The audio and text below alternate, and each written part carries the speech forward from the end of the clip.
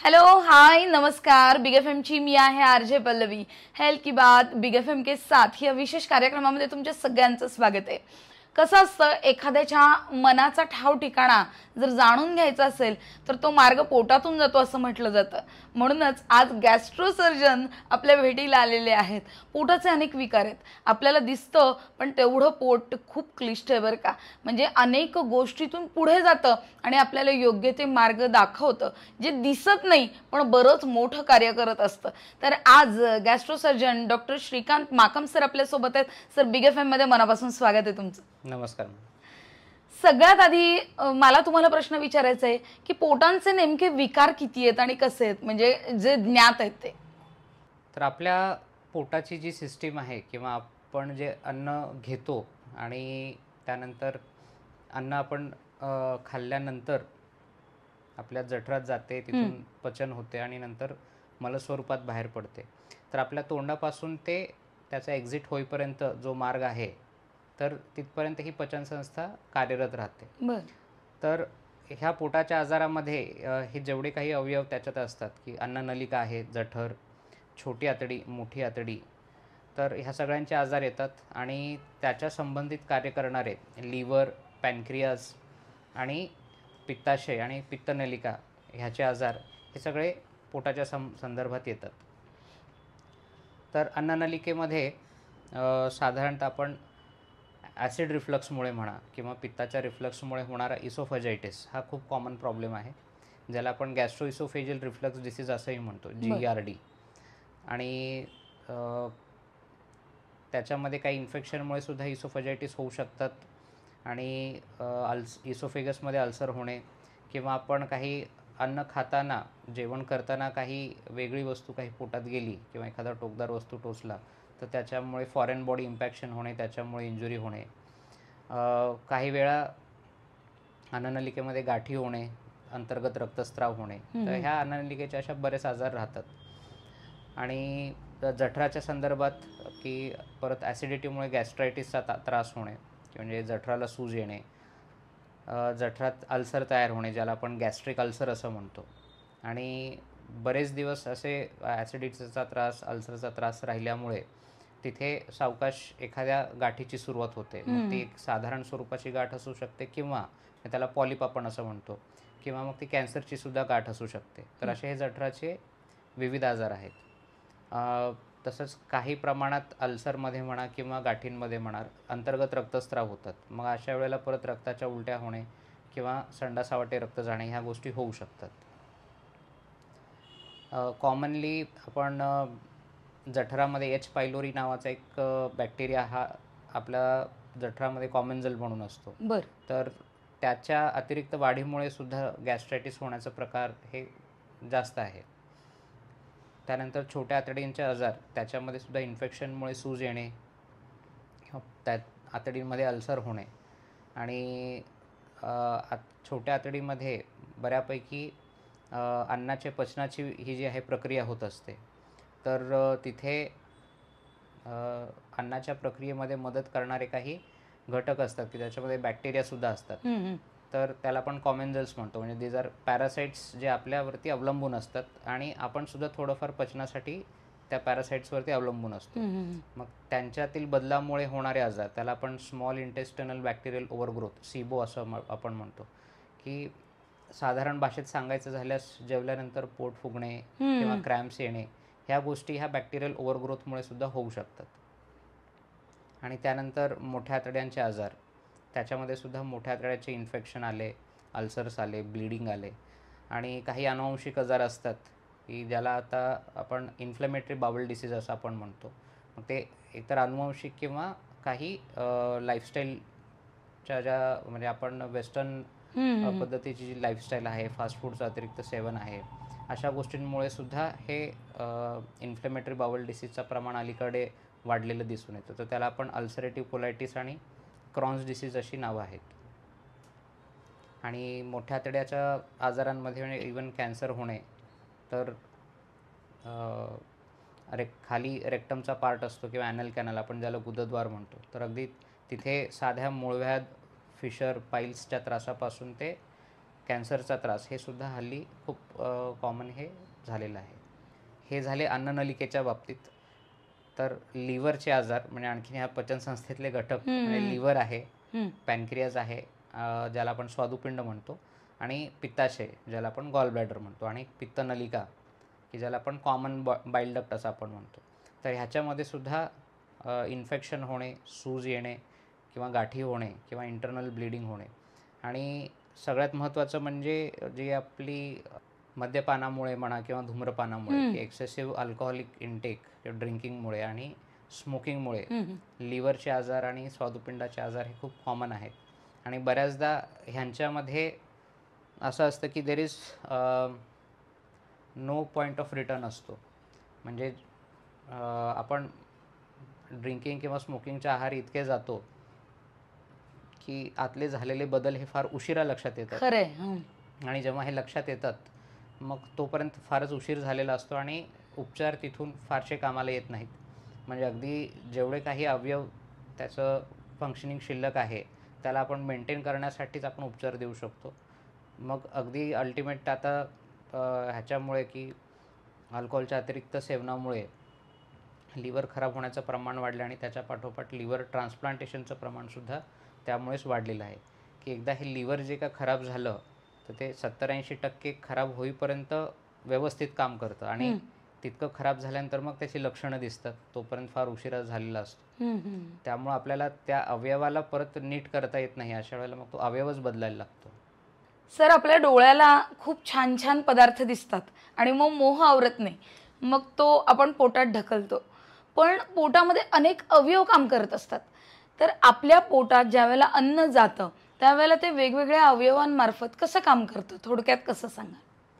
तर साधारणतः सांगायचं म्हटल्यास आपण जेव्हा एखादी गोष्ट आपण खातो, एखादा पदार्थ आपण खातो, तर सुरुवात जी आहे ती म्हणजे तुम्ही जसं म्हणालात अगदी बरोबर की डोळ्यांपासूनच सुरुवात होते. की जेव्हा ते सिग्नल आपल्या मेंदूला जातात तिथूनच आपलं सलाव्या फॉर्मेशन हे चालू होतं सिग्नल्स मिळाल्यापासून.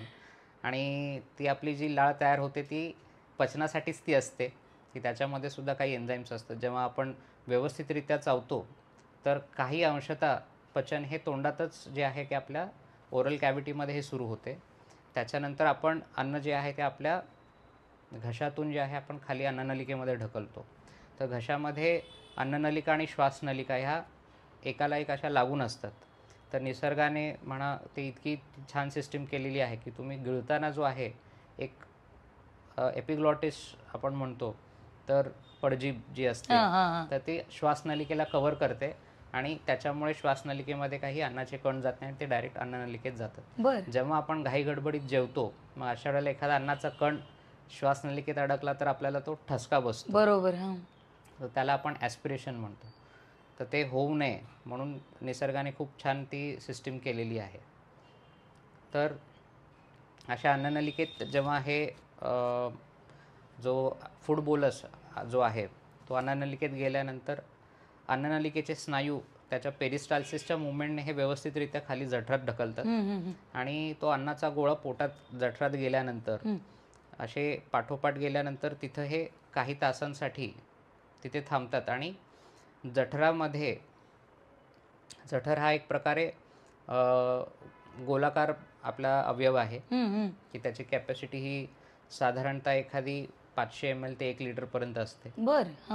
तर त्याच्यामध्ये जेव्हा अन्न साठतं तर त्याची जी ओपनिंग असते तर त्याला आपण हायटस म्हणतो किंवा लोअर इसोफेजियल स्फिंक्टर, म्हणजे अन्ननलिकेचा जो शेवटचा भाग आहे तर तिथे एक स्फिंक्टर असतं, वाल्व असतो. तर आपलं जेवण झाल्यानंतर तो वाल्व पूर्णपणे बंद असतो किंवा तो सतत बंदच असतो. जेव्हा आपलं अन्नाचा गोळा किंवा फुटबॉल असतो तेव्हा तेवढ्या पुरतच ते उघडतं आणि नंतर ते बंद राहतं. आणि जठर संपताना आपण पायलोरस म्हणून एक त्याचं खालचं ओपनिंग असतं तर ते सुद्धा बंद राहतं. आणि ह्या दोघांच्या त्या ओपनिंग बंद असताना अन्न जी आहे घुसळण्याची प्रक्रिया आतमध्ये होते. आणि त्या जठरामध्ये मग जे आहे की ॲसिडचं प्रमाण हे जास्त राहतं, जेणेकरून त्या अन्नाचं विघटन हे मॅक्झिमम व्हावं. तर आपण जे काही अन्न खातो सुरुवातीला जठरामध्येच त्याचं मॅक्झिमम जे आहे डिवायडेशन होतं आणि मग त्यातले काही एन्झाईम्स हे थोडं पचनाचं कार्य तिथे सुरुवात करतात. आणि काही घटक हे विटॅमिन ॲब्झॉर्प्शनसाठी सुद्धा तिथेच मदत करतात. आणि हे अन्न जसं खाली मग नंतर सरकतं 1-2 तासाने, तर छोट्या आतडीत जाताना छोट्या आतडीच्या सुरुवातीच्या भागात लिव्हरमधून येणारी पित्त नलिका ही आतडीच्या सुरुवातीच्या भागात ती ओपन झालेली असते आणि ते कोऑर्डिनेशन इतकं छान होतं की अन्न खाली सरकताना त्यासोबतच पित्त हे त्याच्यासोबत सरकतं. तर हे जसं जठरामध्ये ॲसिड असते तर पित्तामध्ये अल्कली असते, की हे ॲसिडचं कंटेंट जे आहे ते खाली जाऊन आणखीन आतडींना इजा होऊ नये. हे ॲसिडचं लायनिंग ॲसिडपासून प्रोटेक्शनसाठी लायनिंग ही फक्त स्टमकला असते, बाकी कुठल्या अवयवाला नसते. तर त्यामुळे हे जास्त pH असलेलं अन्न खाली जात असताना की लिव्हरमधून अल्कली स्वरूपातला पित्त हा खाली जातो आणि ते त्याला बऱ्यापैकी न्यूट्रलाइज करतं. आणि त्यातलेही मग काही घटक असतात जे आपल्या अन्नपचनाला आणि जे काही पचलेलं अन्न आहे त्यातले जे घटक शोषून घ्यायचे आहेत, तर ते छोट्या आतडीला त्याच्यात मदत करतात, की त्याच्या पेशींमधून हे अन्नातले जे आपण कार्बोहायड्रेट म्हणतो, प्रोटीन म्हणतो आणि लिपिड्स, तर हे सगळं ते ॲब्झॉर्प्शन ज्या आपल्या आतडीच्या छोट्या छोट्या पेशींमधून, रक्तवाहिन्यांमधून, मग काही घटक हे डायरेक्ट रक्तवाहिन्यांमध्ये शोषले जातात, काही आतड्यांच्या पेशींमध्ये प्रोसेस करून मग रक्तवाहिन्यात सोडले जातात आणि तिथून हा रक्त जो आहे तो मग लिव्हरमध्ये जातो. आणि लिव्हरमध्ये हे अन्नाचे घटक जे आहेत की तिथंही मग लिव्हर एक प्रकारची खूप मोठी फॅक्टरी आहे आपल्या शरीरात. अच्छा. तर ही जे काही आपण खातो पितो त्यातले जे काही चांगले घटक असतील, वाईट घटक असतील रक्तात शोषलेले, मग ते सगळे लिव्हरकडे जातात आणि लिव्हर त्यातून फिल्टर करतं. चांगले घटक ते ठेवतं आणि जे वाईट आहेत तर ते काढून टाकण्यासाठी ते परत म्हणजे रक्तात सोडतं आणि तिथून मग ते किडनी वाटे बाहेर पडतात. किती मोठी प्रोसेस आहे ही सगळी. आणि ती आपण एखादा अन्नपदार्थ खाल्ल्यानंतर सुरू होते आणि ती तिथपर्यंत चालते आणि पुन्हा संपते. सर, आता तुम्ही ॲसिडिटीचा विषय काढलात. पित्त हा कॉमन फॅक्टर आहे. पित्त झालंय सर असे रोज पेशंट येतच असतील. पित्ताशयात खडेही होतात, पण प्रत्येक वेळेला पित्ताशयातले खडे ऑपरेटच करावे लागतात का? तर आता या प्रोसेसमध्ये सांगताना मी जे म्हटलं की लिव्हरमधून हे पित्त आतडींमध्ये जात असतं, तर प्रामुख्याने पित्त हा लिव्हरमध्ये तयार होतो. म्हणजे हा खूप मोठा फरक आपल्याला लक्षात घ्यायला लागतो की सर्वसामान्य समज असा असतो की पित्ताशयामध्ये पित्त तयार होते, तर ते तसं नाही आहे. पित्त हे प्रामुख्याने लिव्हरमध्ये तयार होते आणि रोजच्या रोज 1 ते 1.5 लिटर एवढ्या प्रमाणात पित्त हे सगळ्यांना तयार होते. आणि हे पित्तनलिके वाटे छोट्या आतडीमध्ये सोडलं जातं. तर ह्या पित्तनलिकेच्या मार्गात एक छोटंसं आउट पाउचिंग असते. म्हणजे आपल्याला जसं एक बटवा असतो तर तसं एक छोटंसं आउट पाउचिंग त्या नळीला असतं आणि त्या पाऊचला आपण पित्ताशय असं आपण म्हणतो. तर हे पित्ताशय जे आहे, जर तुम्ही थोडंसं म्हणजे आपण जर विचार केला तर माणूस जो आहे, मनुष्य प्राणी जो आहे, तो सगळं शिजवलेलं अन्न खातो. त्याच्यामुळं जास्त पित्ताची गरज आपल्याला तशी नसते. जे आपण कच्चे पदार्थ खाणारे किंवा मांस खाणारे जे प्राणी आहेत, तर त्यांच्यामध्ये हे पित्ताशयाचं साईज मोठं असतं. माणसांमध्ये ते साईज खूप छोटं आहे आणि ते छोटं असूनसुद्धा त्याचा आपल्याला काही फारसा उपयोग नसतो. मग जेव्हा आपण जास्त फास्टिंग करतो किंवा जास्त चरबीयुक्त पदार्थ खातो किंवा जेव्हा आपले वजन जास्त असते किंवा काही मेडिसिन्स आपण वारंवार घेत असतो ज्याच्यामुळे पित्ताच्या त्या स्त्रवण्यामध्ये किंवा सिक्रिशनमध्ये काही प्रॉब्लेम्स येतात, त्यावेळेला पित्त हे घट्ट होतं आणि घट्ट झालेल्या पित्तामध्ये क्रिस्टल्स बनतात. मग ते कॅल्शियम प्लस इन्फेक्शन आणि बाईल ॲसिड्स, बाईल पिगमेंट आणि हे असे आणखीन काही घटक हे त्याचे ते मिक्सचरचे क्रिस्टल्स बनतात आणि हे खूप मायक्रो क्रिस्टल्स असतात. मग ते मायक्रो क्रिस्टल एकमेकांवर डिपॉझिट होऊन मग त्याचे स्टोन फॉर्म होतात. तर ही खूप लेंदी प्रोसेस आहे. ती असं नाही की एखाद्या काही दिवसात ती म्हणजे स्टोन फॉर्म होतात. ह्याला महिने वर्ष जातात स्टोन फॉर्म व्हायला. तर हे एकदा का स्टोन फॉर्म झाले तर ते इतक्या इझिली डिझॉल्व्ह होत नाहीत. आपण एखादं जे औषध घेतो, म्हणजे समजा आता किडनीचे खडे आपण विरघळवण्यासाठी औषध घेतले, तर तो औषध जो आहे किडनीपर्यंत जाऊन तिथल्या थोड्याफार काय म्हणू की स्टोनवर काम करून एखाद्या स्टोनचा साईज कमी करू शकेल. म्हणजे एकदमच बारीक स्टोन असेल तर तो त्याच्यावरती काम करू शकतो, पण मोठ्या स्टोनवर तोही फारसा काम करत नाही, त्यावेळेला आपल्याला सर्जरी करायला लागते. तर पित्ताशयाचे जे खडे आहेत त्यामध्ये काय होतं की आपण एखादं औषध घेतलं तर ते पोटातूनच जाणार, बरोबर. मग त्यातली किती मात्रा ही लिव्हरपर्यंत जाते रक्तामधून, आणि लिव्हरमधून ही किती मात्रा पित्तामध्ये सोडली जाते, आणि पित्ताचं जसं मी सांगितलं की लिव्हरमधून हे पित्त आतडीत जातं डायरेक्टली, तर त्यातला किती अंश हा पित्ताशयात जातो हे सगळं डाऊटफुल आहे. ह्याच्यावर भरपूर रिसर्च झालेत, परंतु त्याच्यावरती असं आत्तापर्यंत कुठलं कॉन्क्रीट एव्हिडन्स काढलेलं नाही की किती अंश हा पित्ताशयामध्ये जाऊ शकतो आपण घेतलेल्या औषधाचा. तर मग ते घेतलेलं औषध स्टोनवर किती प्रमाणात काम करेल. मग जर तुम्हाला पित्ताशयात तेवढं हे चांगल्या डोसमध्ये जर औषध आपल्याला पाठवायचं असेल तर मग आपल्याला खूप हेवी डोसेस घ्यायला लागतील की ज्याचे इतर मग साईड इफेक्ट इतर अवयवांवर होऊ शकतात. त्यामुळे आत्तापर्यंत तरी सध्या पित्ताचे खडे विरघळण्यासाठी कुठलंही औषध, असं कॉन्क्रीट औषध उपलब्ध नाही आहे. आणि पित्ताचे खडे हे काय करतात की आपण जेवण केल्यानंतर जेव्हा पित्ताशयाची हालचाल होत असते तर त्या हालचालीमुळे ते पोटात दुखतं, आणि कधी कधी हे पित्ताचे खडे सरकले तर ते पित्त नलिकेत अडकतं. ते अडकल्यामुळे कावीळ होते, इन्फेक्शन होते, कधी कधी ते स्वादुपिंडाच्या तोंडापाशी येऊन अडकते. मग तिथे स्वादुपिंडाला सूज येते, मग तो पॅनक्रेडायटिसचा आजार करतो. मग पॅनक्रेडायटिसचा आजार हा जीवघेणा असतो, आणि त्याच पद्धतीने कावीळ झाल्यामुळे लिव्हरला सुद्धा सूज येते. मग लिव्हरला सुद्धा सूज येणे ही काही चांगली गोष्ट नाही आहे. तर पित्ताच्या खड्याचे दुष्परिणाम हे मोठे आहेत. जरी काही फारसा सुरुवातीला त्रास होत नसेल, परंतु भविष्याचा विचार केला तर त्याचे होणारे दुष्परिणाम हे मोठे आहेत.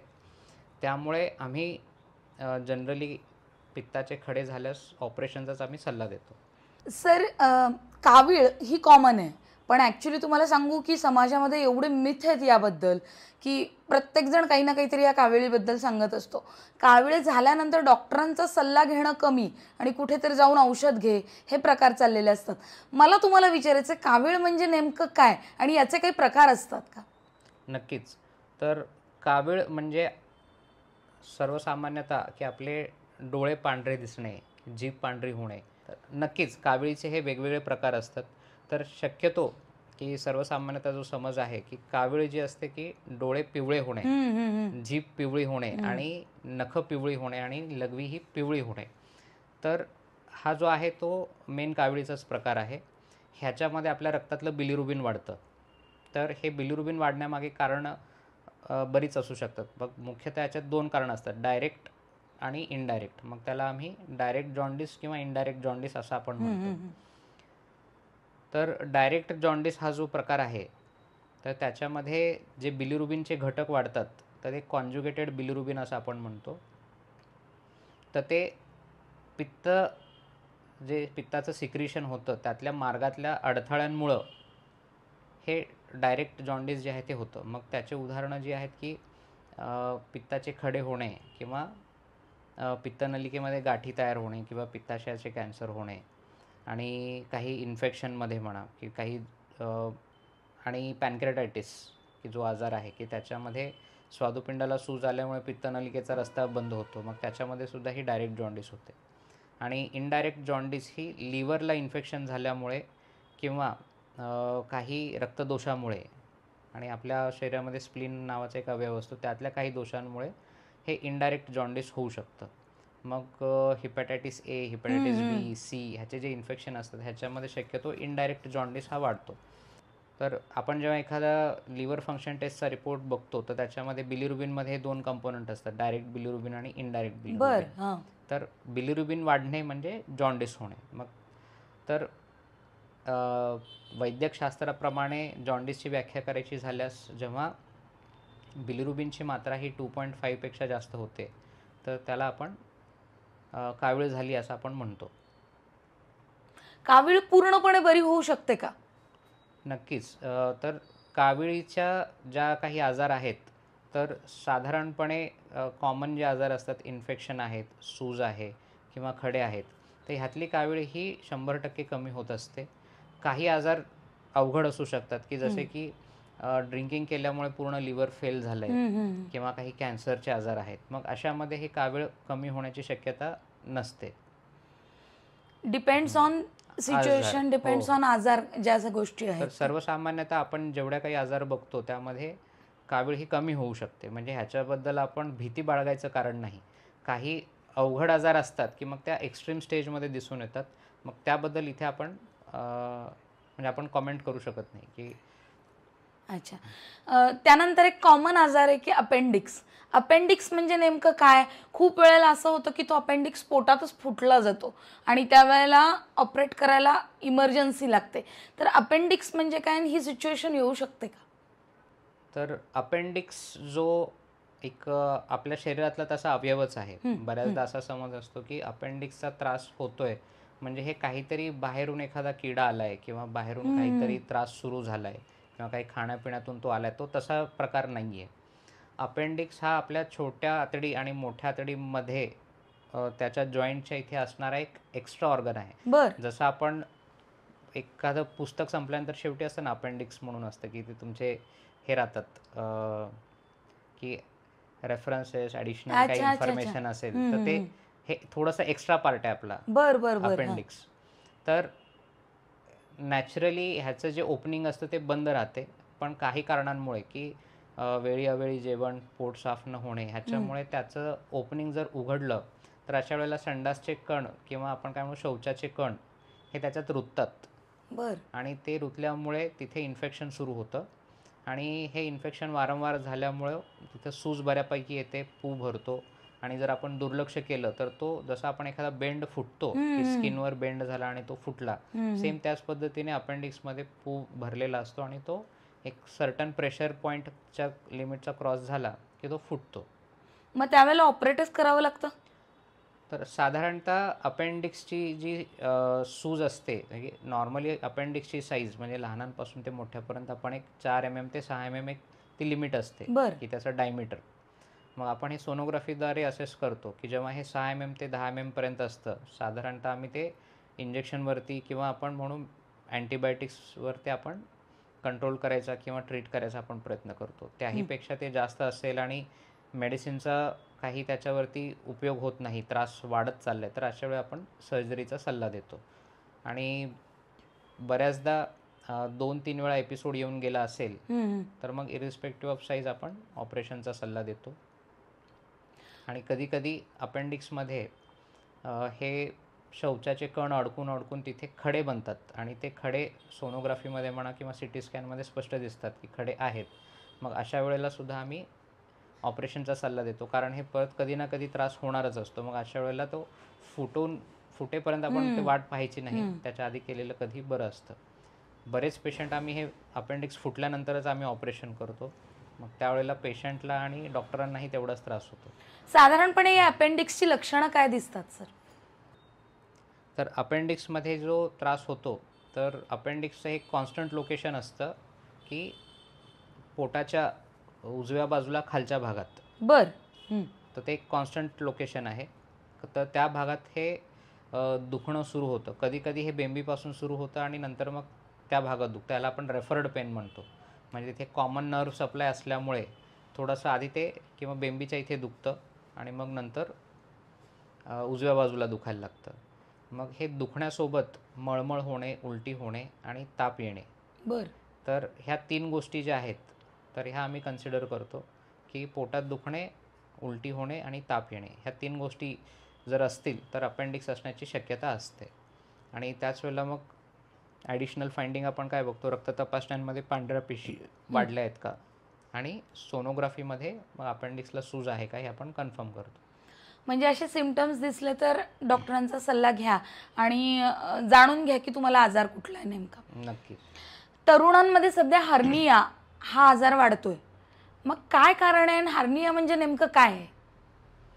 आपला जो पोट आहे की हे आपल्या पोटातील अवयव किंवा आपण जो आपल्या बॉडीचा ट्रंक हा जो आपण भाग म्हणतो की धड, की छाती आणि पोट हा जो धड आहे हा एक स्नायूच्या आवरणाने कव्हर केलेला आहे. स्नायू आहे, चरबी आहे आणि त्याच्यावरती स्किन आहे. तर स्नायूचे जे आवरण आहेत हे जवळपास 3 आवरणांमध्ये ते त्याचे कवरिंग्ज आहेत. हां. जसं एखादं कांद्याचं आपण कांद्याचे वरचे कवरिंग आपण जे म्हणतो ना सर, तर ते तसा त्या पद्धतीचे कवरिंग आपल्या शरीराला असतात. मग काही गोष्टींसाठी ह्या स्नायूंमध्ये छोटेसे छिद्र असतात, की म्हणजे जे रक्तप्रवाह आहे ते आपल्या पोटातून बाहेरपर्यंत स्किनपर्यंत येण्यासाठी काही छिद्र असतात नैसर्गिकरित्या. तर जेव्हा ह्या छिद्रांची साईज वाढते तर त्याच्यामधून पोटातली जी अतिरिक्त चरबी आहे किंवा आपल्या आतड्यांवरचं चरबीचं कवरिंग आहे किंवा कधीकधी आतडी या छिद्रामधून बाहेर डोकावतात. मग ते डोकावल्यानंतर ते असा फुगवटा दिसतो आणि मग आपण जनरली म्हणतो की हर्नियाची गाठ झाली. तर ती गाठ इन द सेन्स म्हणजे तो आजार नसतो, आतला जो छिद्र आहे तो आजार आहे. तर त्या छिद्राला आपण हर्निया म्हणतो. तर गाठीला आपण हर्निया वैद्यकशास्त्रात तरी तसं म्हणत नाही, तर ती स्वेलिंगच असते, ती गाठच असते. पण ही जी छिद्र आहे तर त्याला आपण हर्निया म्हणतो किंवा हर्नियल ओरिफायसिस. मग ह्याच्या उपचारामध्ये त्या छिद्रालाच आपण ट्रीट करत असतो. म्हणजे जेव्हा आपण ऑपरेशन करतो, हे काही मेडिसिनने कव्हर होण्याची गोष्ट नाही की ते छिद्र मेडिसिनने आपोआप बंद होऊ शकत नाहीत, ह्याला ऑपरेशनच लागतात. मग आपल्याला काय करायला लागतं की जिथं ते छिद्र आहेत जस्ट त्याच्यावरती आपल्याला स्किन कट करून ते छिद्र व्यवस्थित बघून आणि त्या छिद्रातून जे काही आतडी आली असेल, चरबी आली असेल, त्याला पूर्णपणे आत ढकलून त्या छिद्राला आपण टाक्यांनी बंद करतो आणि ॲडिशनल सपोर्टसाठी आपण त्याला एखादी जाळी बसवतो. तर हे हर्नियाचं जे ऑपरेशन असतं. सर, लॅप्रोस्कोपिक सर्जरी बद्दल थोडंसं सांगा ना. लॅप्रोस्कोपिक सर्जरी ही आपण दुर्बिणीद्वारे ज्या शस्त्रक्रिया म्हणतो तर त्यालाच आपण इंग्लिशमध्ये हे लॅप्रोस्कोपिक सर्जरी असं म्हणतो. बऱ्याच वेळेला ह्याला लेझर सर्जरी असं सुद्धा म्हणतात, पण ते technically it is not correct word. Laser surgery ह्या वेगळ्या असतात आणि त्या फक्त काही आजारांपुरता मर्यादित आहेत. लॅप्रोस्कोपिक सर्जरी ह्या दुर्बिणीद्वारे होणाऱ्या शस्त्रक्रिया असतात आणि ह्या बऱ्याच आजारांसाठी आपण दुर्बिणीद्वारे शस्त्रक्रिया करू शकतो. साधारणपणे कोणकोणत्या आजारामध्ये लॅप्रोस्कोपिक सर्जरीज केल्या जातात?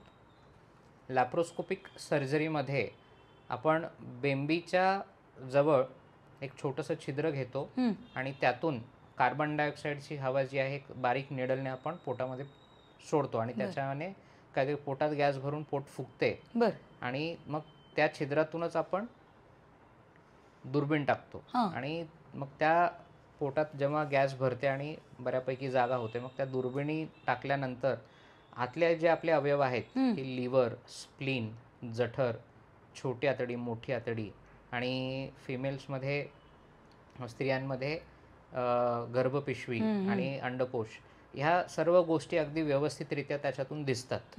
ह्याला आपण डायग्नोस्टिक लॅप्रोस्कोपी असं म्हणतो. म्हणजे डायग्नोस्टिक लॅप्रोस्कोपी हा प्रत्येक लॅप्रोस्कोपी सर्जरीचा अविभाज्य भाग आहे. आणि मग ज्या पद्धतीने एखादे ऑपरेशन ठरवलेली असते की लॅप्रोस्कोपीद्वारे पित्ताशय काढायचं असेल, अपेंडिक्स करायचं असेल किंवा हर्नियाचं ऑपरेशन करायचं असेल किंवा आता ॲडव्हान्स लॅप्रोस्कोपिक सर्जरी आम्ही काही करतो की ज्याच्यामध्ये अन्ननलिका आणि जठराच्या मधात एक ओपनिंग असते की त्याला आपण हायटस म्हणतो आणि त्या ओपनिंग वाढल्यामुळे पित्ताचा त्रास भरपूर प्रमाणात वाढतो, तर तो ओपनिंग कमी करायची असते. तर ते लॅप्रोस्कोपिक हायटल हर्निया रिपेअर असं आपण म्हणतो विथ फंडोप्लायकेशन. तर त्या सर्जरी लॅप्रोस्कोपीद्वारे होतात. आणि जठराच्या कॅन्सरच्या शस्त्रक्रिया की लॅप्रोस्कोपिक गॅस्ट्रेक्टॉमी, त्यानंतर लॅप्रोस्कोपिक कोलेक्टॉमी किंवा ह्याच्या मोठ्या आतड्याच्या शस्त्रक्रिया. तर ह्या प्रत्येक शस्त्रक्रियेसाठी वेगवेगळ्या पद्धतीने इतर इन्स्ट्रुमेंटेशनसाठी आम्हाला ॲडिशनल होल्स करायला लागतात, त्याला आपण पोर्ट्स म्हणतो. तर हे मेन पोर्ट जो असतो, कॅमेरा पोर्ट, हा बेंबीच्या इथे असतो आणि इतर पोर्ट हे ज्या त्या ऑपरेशनच्या पद्धतीने म्हणजे त्याची जागा निवड केली जाते. तर एका ऑपरेशनमध्ये साधारणतः कमीत कमी 3 पोर्ट लागतात आणि जास्तीत जास्त आपण 5 ते 6 पोर्ट काही ॲडव्हान्स्ड सर्जरीजमध्ये वापरतो. टेक्नॉलॉजी बदलते, त्यामुळे ना सगळ्या गोष्टी आता पुढे खूप सोप्या होत आहेत. टेक्नॉलॉजीमध्ये नवनवीन शोध लागत आहेत. पूर्वी पोट फाडून वगैरे ऑपरेशन व्हायचे, पण आता तुम्ही म्हटल्याप्रमाणे हे दुर्बिणीद्वारे किंवा AIच्या मदतीनं किंवा रोबोटच्या मदतीनं या गोष्टी होत आहेत. तर याची किती मदत या क्षेत्रात होती?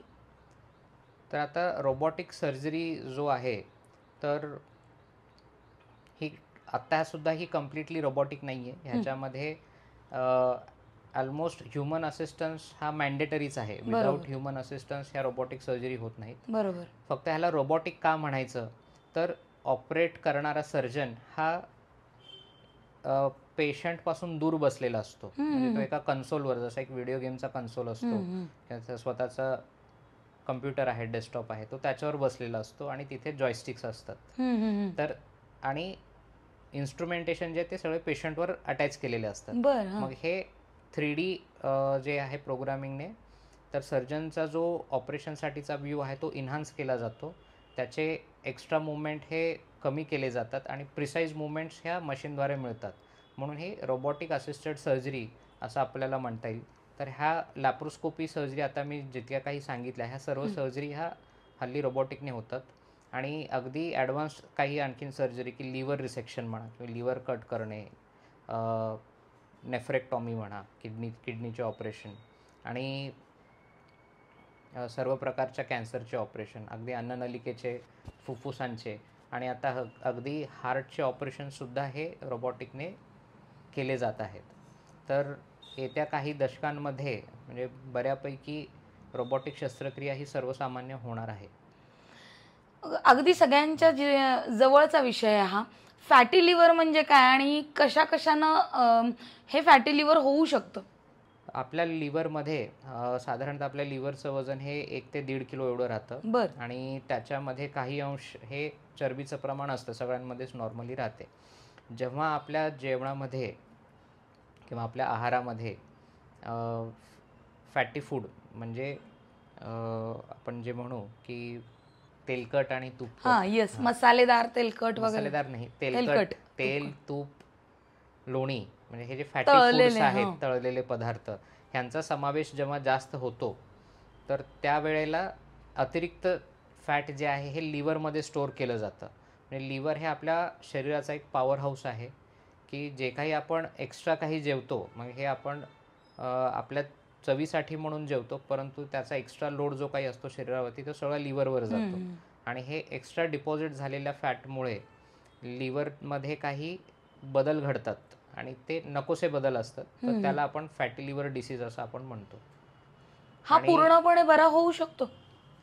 तर फॅटी लिव्हर ही लिव्हर बिघडण्याची सुरुवात असते. तर आपण वेळीच काळजी घेतली, आपल्या आहारात बदल केले, योग्य प्रकारे व्यायाम केला आणि आपली लाईफस्टाईल ही म्हणजे चांगली ठेवली, वेळेवर झोप घेणे, वेळेवर जेवण करणे, व्यायाम करणे आणि गरज लागल्यास काही मेडिसिन्स घेणे, ह्याच्यामुळे फॅटी लिव्हर हा पूर्णपणे बरा होऊ शकतो. आता कॉमन गोष्ट आहे ती अल्सरची. अल्सर म्हणजे नेमकं काय आणि अल्सर कशामुळे होतो? वैद्यकशास्त्राप्रमाणे अल्सरची जर व्याख्या करायची गेल्यास, अल्सर हा एक आपल्या शरीराच्या कुठल्याही जी कवरिंग असते किंवा लायनिंग असते त्याच्यावर पडलेला एक खड्डा असतो. म्हणजे समजा स्किनवर जर एखादा आपला खड्डा पडला की म्हणजे तर आपण त्याला किंवा काही लागून जरी खड्डा पडला तर ते अल्सर आपण त्याला म्हणू शकतो. म्हणजे can be a traumatic ulcer. काही इन्फेक्शन होऊन खड्डा पडला तर तो इन्फेक्टिव्ह अल्सर झाला. तर अशा पद्धतीचे अल्सर हे आपल्या ओरल कॅव्हिटीपासून अन्ननलिकेमध्ये, जठरामध्ये, छोट्या आतडीत आणि मोठ्या आतडीत हे कुठेही होऊ शकतात. म्हणजे हे लायनिंग जी आहे ती डॅमेज झालेली असते. म्हणजे थोडक्यात सांगायचं म्हणजे अल्सर हे आपल्या शरीराचं जे लायनिंग डॅमेज झाले असतं, मग हे इंटरनल लायनिंग जी डॅमेज झालेली असते, तर ज्या त्या भागाप्रमाणे आपण त्याला नाव देतो. तोंडात आपल्या झालं ओरल कॅव्हिटीत तर ते ओरल अल्सर, अन्ननलिकेला झालं तर इसोफेजियल अल्सर, आपल्या जठरात झाला तर गॅस्ट्रिक अल्सर, छोट्या आतडीत झाला तर एंटेरिक अल्सर म्हणतो आणि मोठ्या आतडीत झाला तर त्याला आपण म्हणजे अल्सरेटिव्ह कोलायटिस किंवा म्हणजे ज्या त्या आजाराप्रमाणे की काही अमेबियासिसच्या इन्फेक्शनमध्ये होतात, मग त्याच्यात आपण अमेबिक अल्सर असं आपण म्हणतो. सध्या अनेक जण नोकरी करतात आणि काही वेळ मिळत नाही. पूर्वी कसं की सगळं घरी बनवलं जायचं, खायला जायचं, पण आजकाल बाहेरचे पदार्थ मागवले जातात आणि खाल्ले जातात, तर हे जे फास्ट फूड आहे, या फास्ट फूडचा आपल्या पचनसंस्थेवर परिणाम होतोय का आणि काय होतोय? तर मी तर म्हणेल की परिणाम म्हणण्यापेक्षा बरेच हे दुष्परिणामच असतात. अच्छा. तर ते खाल्ल्यामुळे आपल्या पचनसंस्थेची म्हणजे पचनाची गती आणि पचनसंस्थेची सुद्धा गती ही मंद होते आणि ती मंद झाल्यामुळे आपण ज्या अगदी साधे पदार्थ खातो ते सुद्धा नीट पचत नाहीत. पोटामध्ये जंतूंचा वावर जास्त वाढतो, गॅसेस धरतात, पोट फुगते आणि ह्या फास्ट फूडमध्ये जसं फॅटी ह्याचं पदार्थांचं प्रमाण जास्त असतं, तर त्यामुळे ओव्हरऑल आपल्या लिव्हरमधलं फॅट वाढतं आणि आपल्या शरीराचंही फॅट वाढतं. तर बऱ्यापैकी म्हणजे हे मैद्याचे पदार्थ असतात की जे पचायला जड असतात. मग काही चायनीज फूड्समध्ये वेगवेगळे केमिकल इन्ग्रेडियंट असतात, तर त्याच्यामुळे काही अंशतः किडनीवर परिणाम, लिव्हरवर परिणाम किंवा हार्ट आणि अगदी काही म्हणजे मेंदूवर सुद्धा परिणाम होऊ शकतात. हेल्दी राहण्यासाठी हेल्दी खाणं पण तेवढंच महत्त्वाचं आहे. पण एक डॉक्टर म्हणून तुम्ही काय सल्ला द्याल, की ऐकणारे जे आहेत, पाहणारे जे आहेत, त्यांनी अशी कोणती काळजी घ्यावी की जेणेकरून अनेक आजारांना आपण थांबवू शकू? तर ह्याच्यामध्ये मी अगदी तुम्हाला काही म्हणजे मॉडर्न सोल्युशन असं सांगणार नाही. एक माझ्या म्हणजे वैयक्तिक अनुभवातून आणि माझी जी प्रॅक्टिस आहे की त्यातून मी म्हणजे आम्ही आत्तापर्यंत हजारो पेशंटचे जे आहे की उपचार केलेले आहेत. तर प्रत्येकांना माझी एक कळकळीची विनंती असते की जर आपल्याला आहारात चांगले बदल घडवायचे असतील तर आपले पूर्वज म्हणजे आपले आजी आजोबा ज्या पद्धतीने जेवण करत होते त्या पद्धतीचं जेवण करा, एवढा मी सोपा सल्ला देतो. म्हणजे आपल्या डोक्याला जास्त ताण द्यायची गरज पडत नाही. आता प्रत्येक वेळेला काय होतं की आपण खूप सायंटिफिकली बघायला जातो किंवा खूप मॉडर्न पद्धतीने ह्या प्रॉब्लेम्सकडे बघायला जातो. तर these modern problems actually they have old solution. म्हणजे आपल्या जेवणामध्ये प्रोटीन्स किती, कार्ब्स किती, फॅट किती, हे सगळं विचार करण्यापेक्षा की चांगल्या पद्धतीने उगवलेले आणि चांगल्या वातावरणात तयार झालेले म्हणजे सर्व प्रकारच्या भाजी, ज्वारीची भाकरी खाणे, डाळ भात खाणे आणि पौष्टिक काही पदार्थ जे असतात, तीळ आहेत की शेंगा लाडू आहेत की ह्याचं अधूनमधून ते सेवन करणे. मग ह्या अशा गोष्टी जरी आपण केल्या तरी आपल्या पचनसंस्थेचं आरोग्य हे चांगलं राहतं. नक्कीच मला वाटतं की पोटाचे आजार टाळायचे असतील तर पूर्वजांनी आपल्याला ज्या गोष्टी ज्या ऋतूमध्ये खायला सांगितल्या त्या ऋतूमध्ये खाणं खूप महत्त्वाचं आहे. पूर्वीच्या काळी आहारशास्त्र पाळलं जायचं आणि त्यालाच आजच्या भाषेत डाएट असं म्हटलं जातं. हे आहारशास्त्र सरांनी सांगितल्याप्रमाणे जो मागच्या पिढीने आपल्याला वारसा दिलाय तो पुढे कंटिन्यू ठेवणं खूप महत्त्वाचं आहे. सरांनी वेळात वेळ काढून ही माहिती आपल्याबरोबर शेअर केली त्याबद्दल सर मनापासून धन्यवाद. थँक्यू. 90.7 बिग FM वरती याविषयी बरीच माहिती तुम्हाला मिळत राहीलच. ऐकत रहा हेल्थ की बात बिग FM के साथ हा विशेष कार्यक्रम धुन बदल के तो देखो.